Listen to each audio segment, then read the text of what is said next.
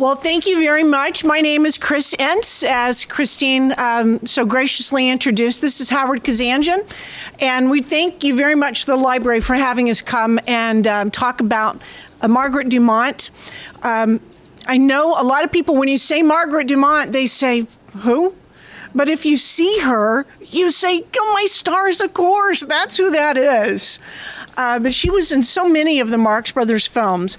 And we just thought it would be a wonderful tribute to the Marx Brothers and to Margaret herself to be able to write about her.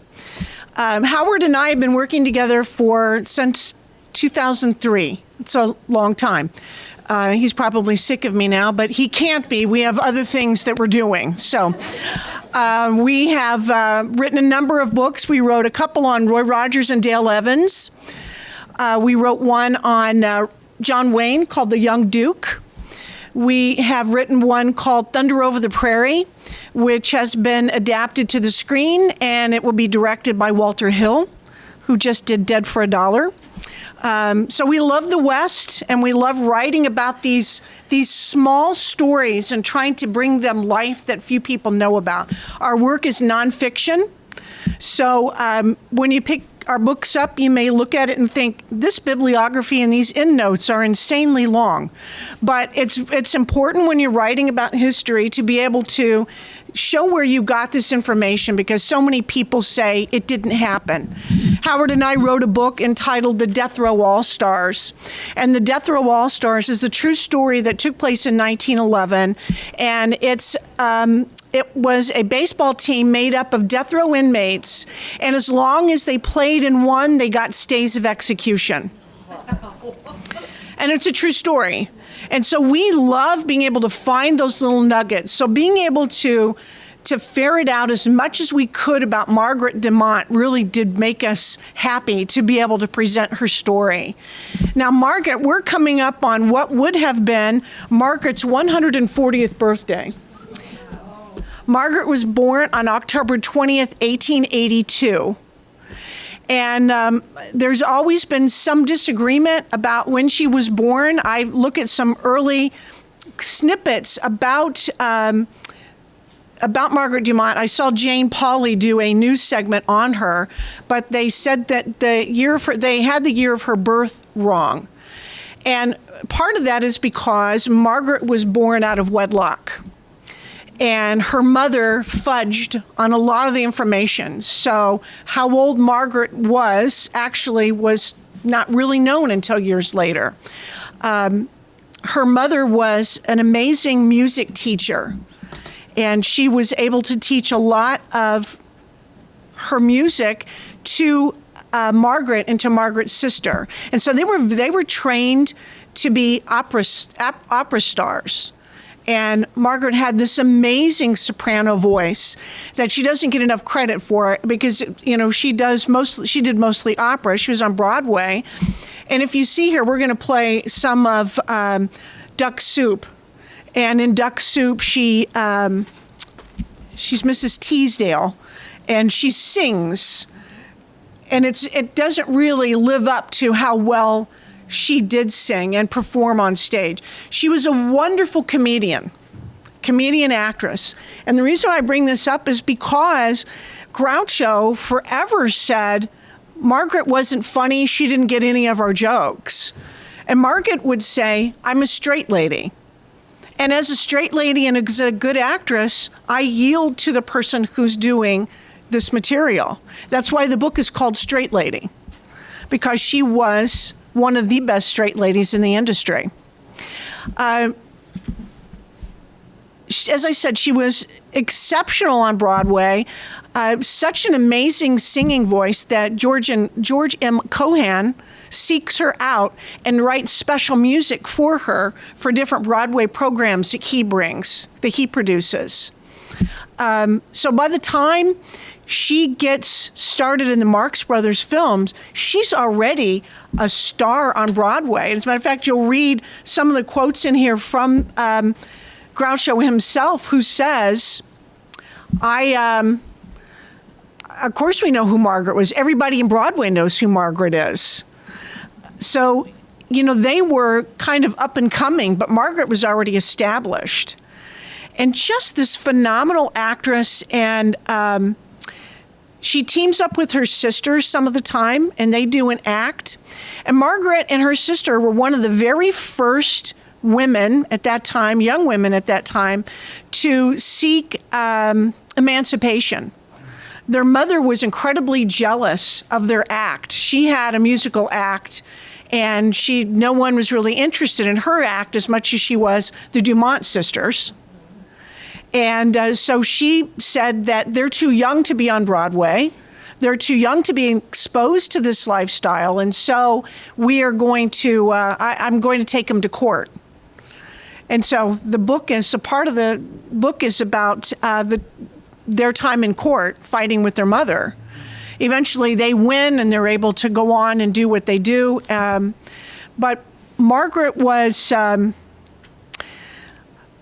one of the things that's interesting about the book is that you'll read it and you'll think, well, this has a lot to do with the Marx Brothers. And indeed, later on in her life, it does have a lot to do with Marx Brothers, because Margaret was so intricately woven with that family.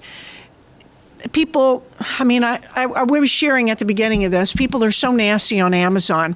One person wrote, this has a lot to do with the Marx Brothers. Yes, it does. That's like, of course it does. It's like saying, the Battle of the Little Bighorn. That has a lot to do with Custer, doesn't it? Well, yes, it does. Margaret was integral to the family. And one of the movies that we're going to see tonight, too, is A Day at the Races. And there's a scene in The Day at the Races where Margaret is, I'll turn it over to Howard in a moment. I never know when to shut up, so this poor man. There's a scene in The Day at the Races where Margaret, if you haven't seen it, Margaret is a hypochondriac, and she is at the sanitarium that is kind of losing money, and they need Margaret to stay there. Margaret won't stay there until she brings in her doctor, and Groucho Marx is her doctor, but he's really not a people doctor. He's a veterinarian, but she doesn't know he's a veterinarian. And so one of the amazing scenes in there is they have to do an examination of Margaret Dumont's character. And they have her on a gurney. Now, what they would do before they would do any of the filming is they would take these scenes to theaters, and they would play these scenes out to see what worked and what didn't work. Live. Right, absolutely live. And Margaret was she knew her lines. She had her lines down cold. You had to, because you had to rein in the Marx Brothers, because they would go crazy. So, they would look to her about where are we again in this, because they were doing whatever they could to be funny, their shtick, yes. They didn't follow the script. Yeah, they did not follow the script. And that was her talent, to be able to immediately adjust and play the right role. Yeah. And she was exceptional, even with all of the craziness they did. And the reason why I bring up the gurney scene is because they did that in different theaters where they would lay her out on this gurney to do the scene. And every night they would do something a little bit more crazy to the woman because she's strapped down on this gurney. So they would spin it around. One night, they ran towards the edge of the stage with this gurney, and it flipped up. She didn't go into the audience because she's strapped down. But those are the kinds of things they did to this woman every night. So what you see and how she's frantic, she may look frantic like I don't know what's going to happen. That's because she was frantic and didn't know what was going to happen. So. And did get beat up from time to time. She did. You'll read in the book where she had to wear a special corset because her ribs were frequently busted because they would jump on her. They would do all kinds of things to her. And it was a love-hate relationship because people would say, my stars, how can you want to stay with them when they do these things? But she loved them. She thought of them as her brothers, and they did terrible practical jokes to her. But she had to stay straight. Yeah. Right. And that's what makes her so wonderful. Howard, maybe you can tell a little bit about why you liked Margaret, what you thought about the Marx Brothers after we were into this and writing about it. I saw most of the Marx Brothers films when I was much younger, and would see Margaret Dumont, but I really didn't realize that she was in every single picture with them, or nearly every single picture, and other pictures. I didn't know that she played on Broadway. I didn't know she did other films until we did the research. And that's what makes this book so interesting for me. We both like history. Chris has written 56 books, mostly on history. This is history, but it's a lot of fun on people that I was familiar with, especially as a younger person. Read the book. You'll enjoy it. Yeah, she was. We knew of Margaret from the Marx Brothers films, but when we were writing the book about Roy Rogers and Dale Evans, she did this amazing movie with Dale Evans called Road to El Dorado. And she plays a variety of characters. So do all of them. They all have dual roles in it. But it's a really wonderful film, and she shows her acting chops in it. I mean, she has great range. She wasn't just what you saw in the Marx Brothers films, although she was pigeonholed, that being her role. But she was a fascinating woman. I will share one of my favorite stories about one of the practical jokes that they played on her repeatedly. As I said, they would travel from theater to theater, workshopping these screenplays live. And when they would travel by train, and when they were going from Chicago to San Francisco on one particular trip, Margaret had a berth, and Harpo and Chico would, when she fell asleep, would go in and take her alarm clock and set it to go off every hour on the hour. And she was just, I mean, they thought that was hilarious. But when she arrived, she was just completely exhausted from everything. So when you read the book, you'll read what seems like the Marx Brothers, and they did take it too far. A couple of times they did take it too far, and they would track her down and apologize. But they would do anything to be funny, at anybody's expense to be funny. And usually it was at Margaret's expense. They did a couple of films with a woman by the name of Thelma Todd, who they called the Hot Toddy. Thelma died. She was involved with mobsters, and she ends up being killed in her driveway. But Thelma Todd, and Margaret was very hurt when they cast Thelma Todd in a couple of pictures, but they said, you know, this is for a not so nice girl, a femme fatale, and you're very regal. People see you as this regal woman. It wouldn't work. But she was still very hurt because she believed that she was talented enough to pull that off. So the background and some of the early pictures, wouldn't you agree, Howard? Some of these early pictures of her in the industry are pretty amazing. Of course, I can't get to, here's one. This is one of my favorite pictures of her when she first started out. But this is a wonderful, one of her early photographs. She marries young. She marries a gentleman whose family was a golfer, but his family owns sugar plantations and were very wealthy. And he dies during the flu pandemic, and she never marries again. It's just amazing background into Margaret. Now, as I said, Howard and I have been working together for a number of years, and I've just always been honored to be around this man because he's very humble. You would never know that he produced Raiders of the Lost Ark.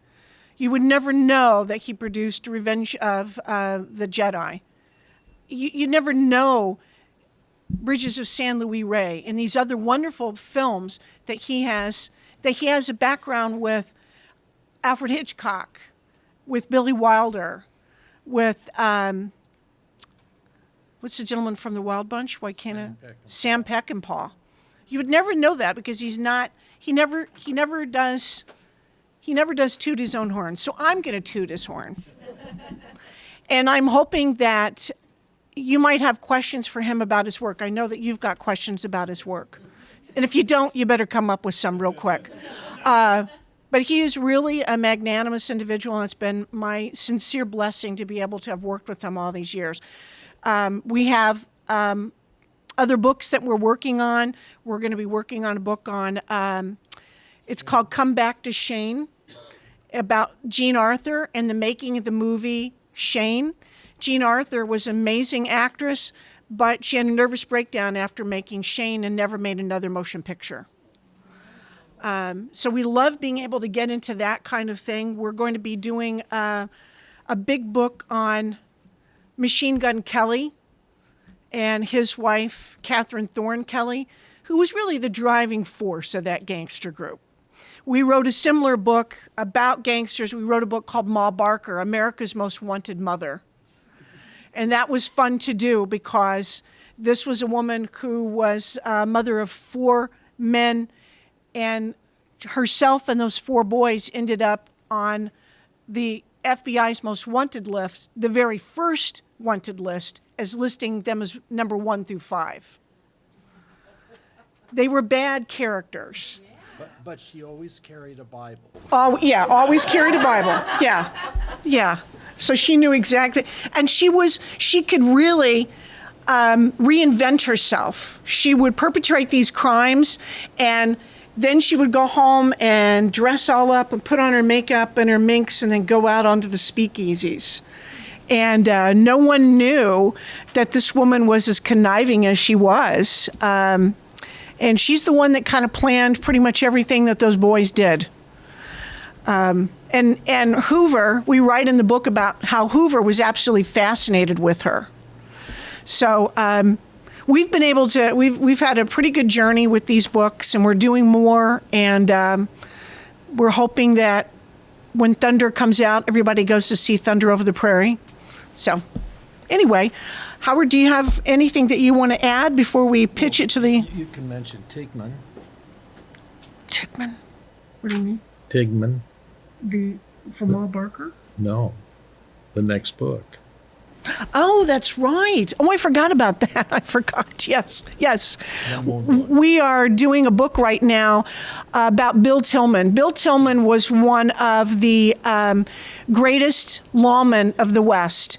He was a lawman who served on police forces with Wyatt Earp and Bat Masterson, but where those gentlemen only were in law enforcement when they needed money, because primarily they were pugilists, they were boxers.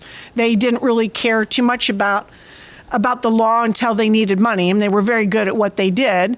But Bill Tillman stays in law enforcement up into his 70s, where he is gunned down in the line of duty in Oklahoma, in Cromwell, Oklahoma, by a crooked federal agent. And the book is about Tillman's life told by his wife, Zoe, who was this incredible author.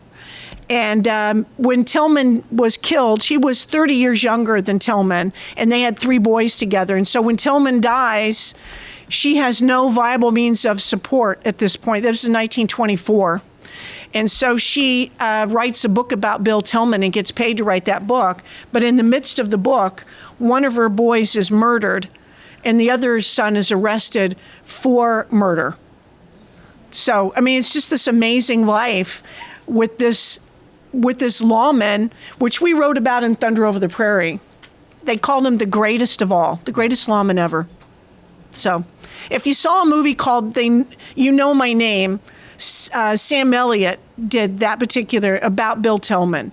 They may have it here at the library to rent. Do they rent movies anymore at the library? Do we do that? I don't know what we do anymore with libraries when it comes to films, because I know everything is streamed or whatever. But anyway, does anyone have any questions for us? Yes, sir. How did you guys get together? You're so diverse. I entered a screen. I wanted to just. My background is in stand-up comedy, if you can believe that. That's what I wanted to do. But it's very subjective. Comedy is and I do a lot of clean material. And so you're not going to make it with a lot of clean material. So, anyway, I entered a screenplay competition from the Academy of Motion. It's the Nickel Fellowship. I wrote a screenplay, and it won, and Howard was one of the judges. And he contacted me and asked me to write well, okay, now it's you. Now it's you. I'll shut up. Now you go.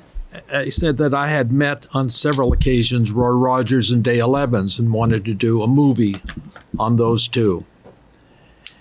And asked Chris if she was interested. So she said yes, and she started to write the screenplay.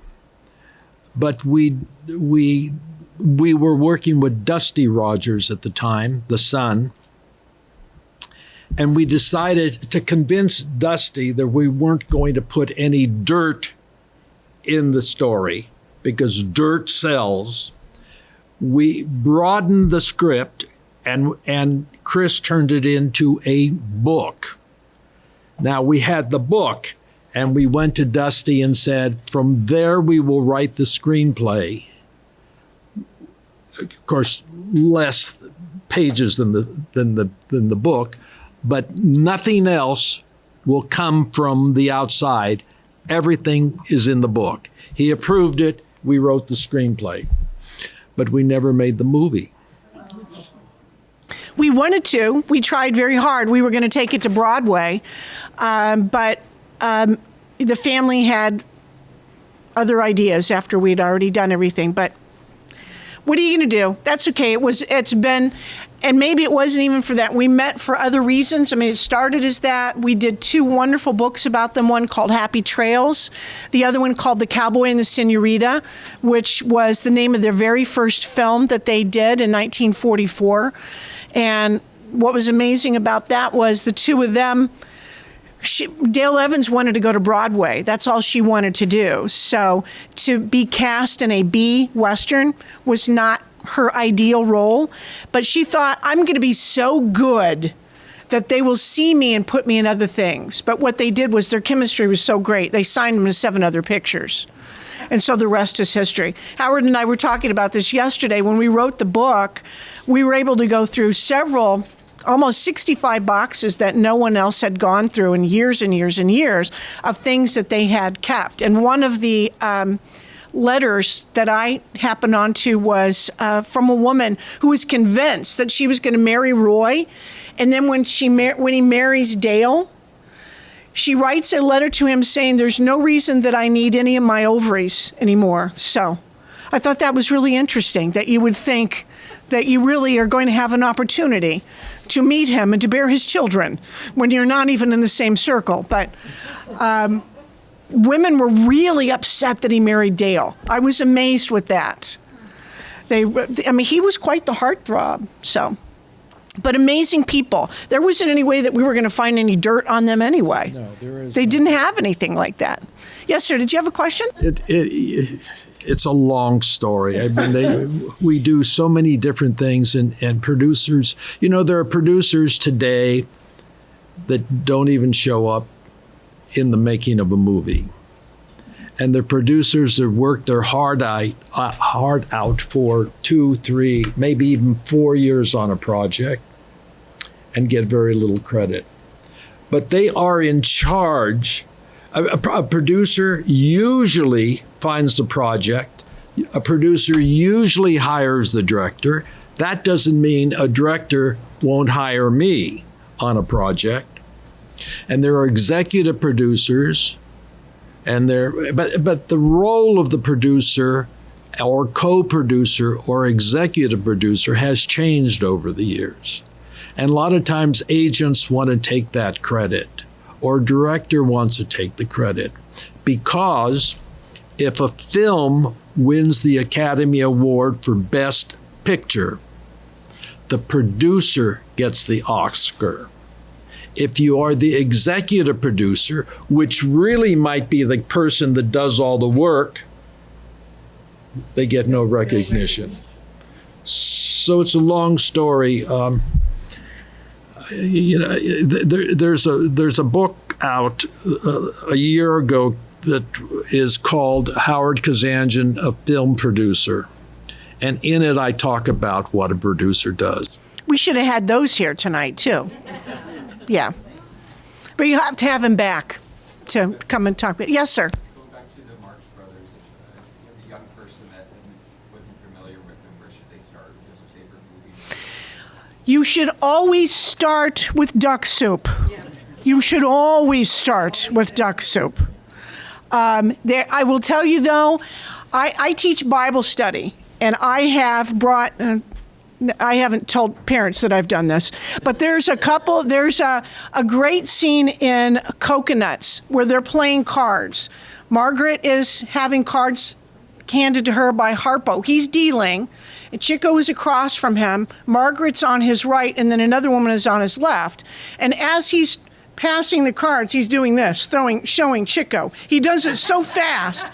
It's absolutely hysterical. And I have shown, because I'm just sad that my kids in my Bible study don't know who the Marx Brothers are, so I brought that in, that little clip.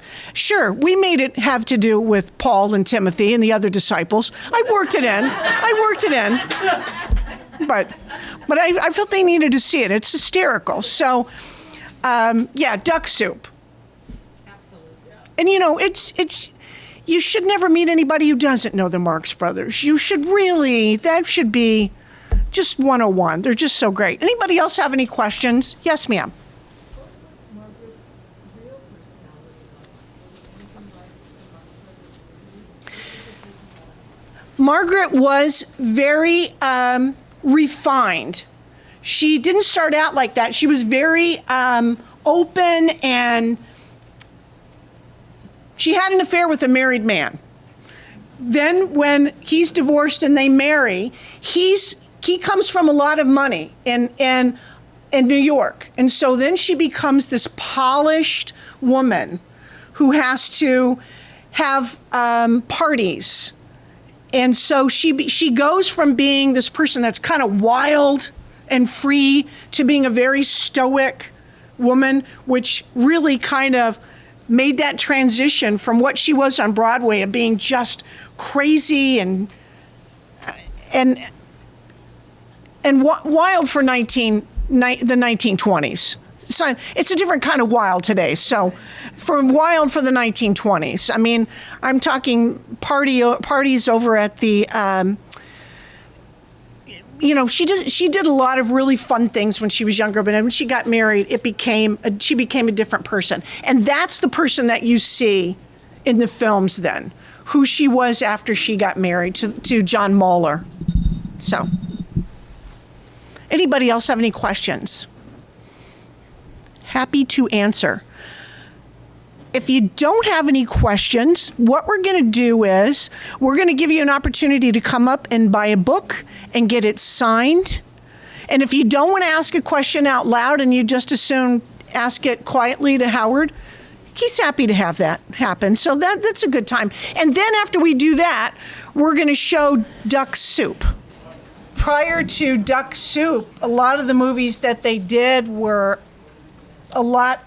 just a lot of individual sketches. There was no real story. And it was Thalberg who said, I think that there needs to be a story with this. So they kind of knit together. Later on, Thalberg insisted that they have a story, and he made sure that happened. And at the same time, he had promised Margaret that he was going to help her get other jobs besides the Marx Brothers films. But of course, Thalberg passes away, and so none of that comes into fruition. But we have copies of the book up here if you guys want to come and take a look at the book before we start. I know that you guys came in late, so if you want to come up and take a copy, take a look at some of the books and some of the pictures. You're welcome to do that. I know there was a gentleman that wanted to see the index. That gentleman sitting there. Could you? Was she in every Did you see?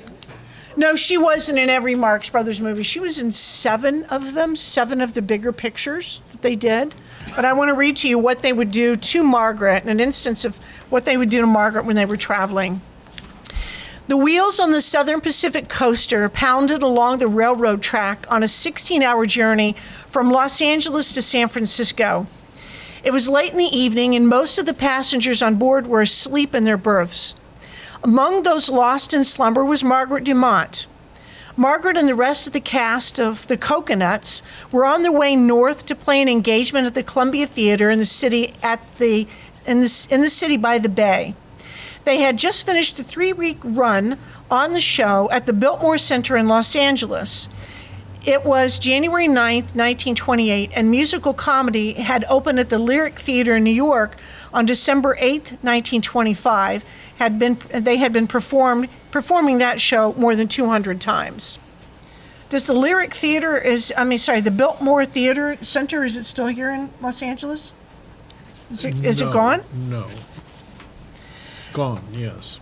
The Coconuts, starring the Marx Brothers, had been well received everywhere it played.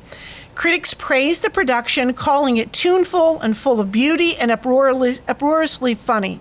Margaret, a seasoned Broadway veteran, had been singled out in reviews which called her a stately dowager with refined acting and singing gifts.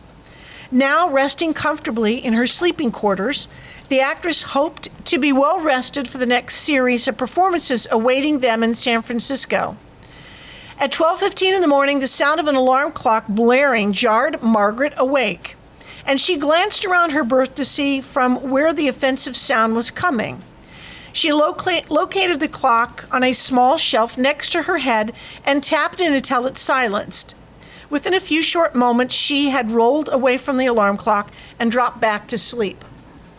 Harpo, ever so gently, I think we're back on. I thought for a moment that was the alarm clock going off, and I thought, wow, how great is that? Sound effects with the book.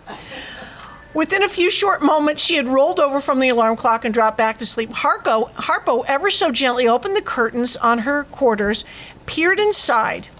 Confident Margaret had fallen asleep again, he reset the alarm on the clock and set it back down. He closed the curtains and disappeared from sight. Now at 1:15 in the morning, the alarm sounded again. Margaret stirred, lifted her head off her pillow, and then reached for the alarm clock. She turned the alarm off, and within a few moments was back asleep again. Chico arrived shortly thereafter, stealthily reset the alarm on the clock, and vanished quickly. The alarm sounded at 2:15, and this time Margaret examined the clock, trying to discover why it kept going off every hour. Satisfied she'd resolved the issue, she put the clock back in its place, straightened her covers, and again went to sleep. Moments passed, and Harpo dared to peer inside the curtains another time. Margaret did not stir. Once more, the alarm was reset, and at 3:15, the alarm went off. The scene was repeated with Harpo and Chico alternating setting the alarm until 5:15 in the morning. At that point, Margaret had abandoned the idea of being able to sleep for more than an hour at a time. She got up, got dressed, and spent the rest of the train ride dozing over her coffee in the dining car. When the cast and crew of the Coconuts arrived in San Francisco, all but one emerged refreshed and ready to go to work. Margaret stepped off the train yawning and looking a bit disheveled. Harpo and Chico raced over to her, flanking her on either side, saying, "Rough night, Maggie?" Chico asked, wearing an impish grin that let her know he had been a part of what had happened the prior evening. "I know it was the both of you," she noted sharply. "I wasn't born yesterday." Harpo grabbed her around the waist and gave her a hug. "That's a shame," Chico told her. "We could have started your personality from scratch." He pinched her cheek playfully, and he and Harpo hurried along their way. Working with the Marx Brothers is an art both on and off the stage, Margaret told reporters waiting at the 3rd and Townsend Depot to interview the show players. "I adore them," she added sincerely, "but they could be a handful." Anyway, it was a pleasure to write the book. It's an amazing story about Margaret Dumont. One of the last things that she does is in early 1965, she and Harpo do a television show where they redo their one of their bits from one of their sketches from their films. They redo it on a television show, and she was quite ill when she was doing that. And I think, is that Rob Word back there with the this? Yeah. Her and Groucho. I'm sorry. I don't know why I said Harpo. I was just he was on my mind because he was locked in that closet. Yeah, it was Groucho and Margaret that did a television program where they redid one of their great acts, and she was quite ill. That was done early in '65, and then she passes away on March 6th, 1965, and the program aired in April. So, but if she was just so happy. And later on, when in the 70s, I think it was 79, when Groucho receives an honorary Academy Award for his work and on behalf of his brothers as well, he does give credit to Margaret Dumont, saying that she was the fifth Marx brother. So finally, she gets her recognition from the brothers. I mean, they were always pretty generous with her, except for Groucho, after she died, always saying that she never got the joke. She got the joke. She was a straight lady. She said, "That's what I do. I'm a good straight lady, and I would be their straight lady." So,